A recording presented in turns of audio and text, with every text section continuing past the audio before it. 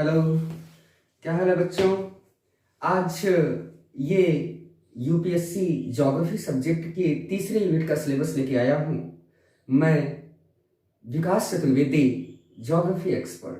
बच्चों, मैं लगातार आपको बताता जा रहा हूँ कि V2IAS एकेडमी की तरफ से ऑनलाइन सामान्य अध्ययन जीएस का पूरा कोर्स लॉन्च किया गया है और उसका डेमो लगातार चल रहा है। अगर आपको डेमो पे आना है तो डिस्क्रिप्शन से नंबर ले लीजिए और हमें व्हाट्सएप से जुड़ जाइए और आप लिंक लेके क्लास को सीधे एंजॉय करिए।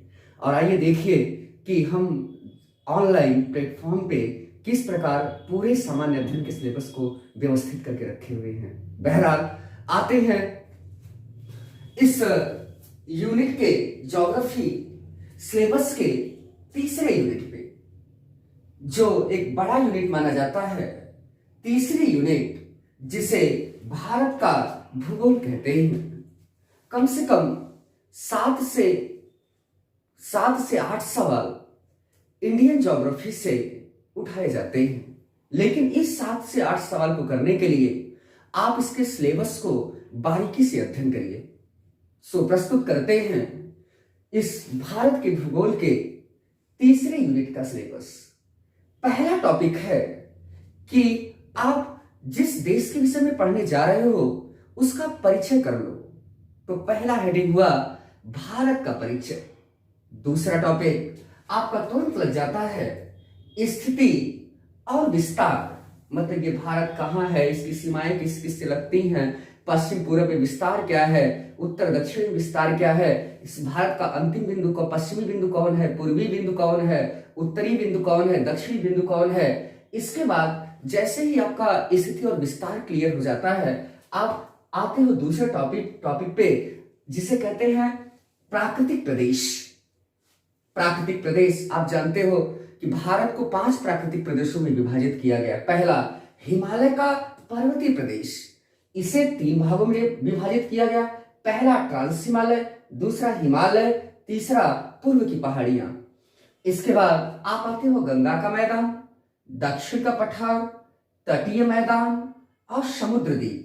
इतना अध्ययन करते हुए आपके पूरे प्राकृतिक प्रदेश में भारत में फैले हुए पर्वत, पठार, मैदान, नदी, झील सब कुछ इतने तक क्लियर हो जाता है और आप ऑब्जेक्टिव क्वेश्चन करने के लिए लगभग तैयार हो चुके होते हैं। लेकिन अब ये जो सिलेबस है भारत के भूगोल का जो दूसरा पार्ट है, इसमें आप देखोगे कि भारत में भूकंपीय क्षेत्र कितने हैं और भारत में भूकंप आने का क्या कारण है।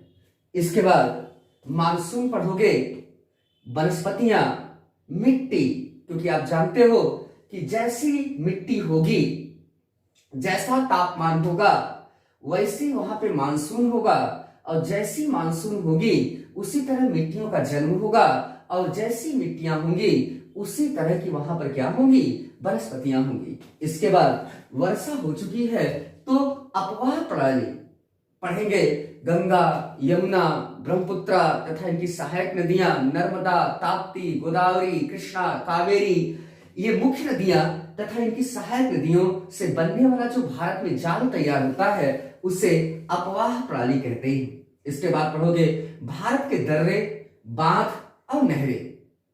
इसके बाद अब मुख्य व्यवसाय बनता है कि कुछ व्यापार किया जाए। कितने प्रकार के व्यापार होते हैं, जैसे सूती वस्त्र उद्योग, लौह इस्पात उद्योग, एल्युमिनियम उद्योग, कोयला उद्योग, जैसे जो भी उद्योग है उसको पढ़ेंगे और भारत में कौन से संसाधन कितने हैं इसको देखेंगे। इसके बाद इन संसाधनों को चलने के लिए मार्ग चाहिए, तो अगला देखेंगे राष्ट्रीय मार्ग। राष्ट्रीय मार्ग पूरा पढ़ेंगे कि कौन सी जिला की सड़कें होती हैं, कौन सी राज्य की सड़कें होती हैं, कौन सी नेशनल हाईवे होती है, कौन सा नेशनल हाईवे किसको जोड़ता है। इसके बाद पढ़ेंगे भारत की जनजातियां। कुछ ऐसी भी जनजातियां हैं जो आज भी पहाड़ी इलाकों के घने जंगलों में निवास करती हैं, जैसे नागा, भील, गोंड, जौनसारी, जितने भी हैं सब यहाँ पढ़ लेंगे।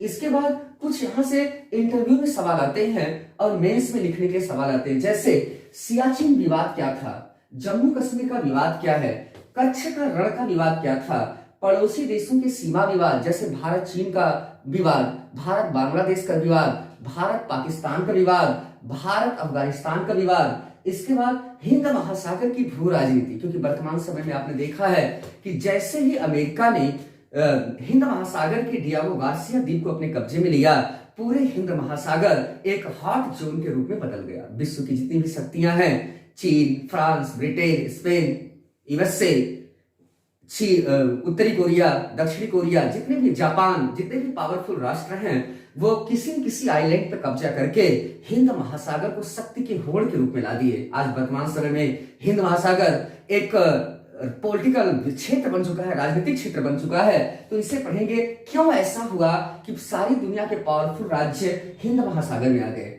इसके बाद देखिए सेम डियागो गार्सिया विवाद, डियागो गार्सिया ये ब्रिटेन का आइलैंड था जिसे संयुक्त राज्य अमेरिका ने 4 साल के लिए लीज पे लिया, लेकिन 4 सालों के अंदर में ही अमेरिका ने इसे अपना हिंद महासागर का सैनिक अड्डा बना दिया।